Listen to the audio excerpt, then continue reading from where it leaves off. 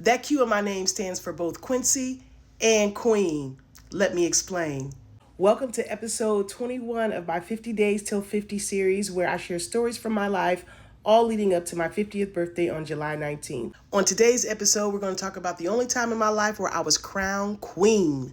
The school was Landfair High School, the year 1992. And it was in this very gymnasium where I was crowned homecoming queen my senior year in high school.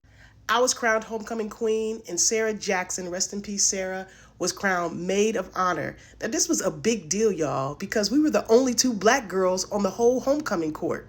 And I'm willing to bet money that in the 32 years since I graduated, there has not been a black homecoming queen and maid of honor duo since. I had so much fun during this whole extravaganza, and if you know me even a little bit, you knew I was quite extra. I went with 3 different guys to 3 different events during the whole homecoming week. This is Brian. He escorted me to the gym where I found out that I was queen. Shout out to his girlfriend for letting me borrow him. He was my high school crush. Parrish Tanner escorted me on the football field where the whole homecoming court was presented before the game. Shout out to Parrish. And then there was my actual date to the dance, Demetrius. My crown was definitely crowning during homecoming week. My mom even took off work to come to the assembly, so you know that was a big deal because she was a single parent. And they don't just take off of work for anything. This was Debbie Shaw, who was the homecoming queen the year before. The tradition is they come back and crown the new queen, which was me. Shout out to Debbie Shaw, who was the queen before me. I haven't wore a crown since.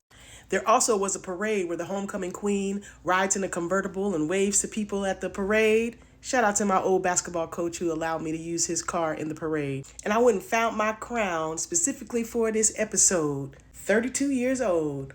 What I love most about my experience of being homecoming queen was how at the beginning of senior year, I literally decided what I wanted to be. I said, do I want to be homecoming queen or prom queen? Not ever even considering that I wouldn't be. And the way that I decided that I was going to go for homecoming queen was because homecoming queen was in October, whereas prom was in May. And if I was homecoming queen, I would get to be queen the whole year. So your girl was super confident as a teen. But it worked. So I've been manifesting for a long time. Not being chosen was not what I thought about. And even though I was surprised that I won, I wasn't surprised that I won.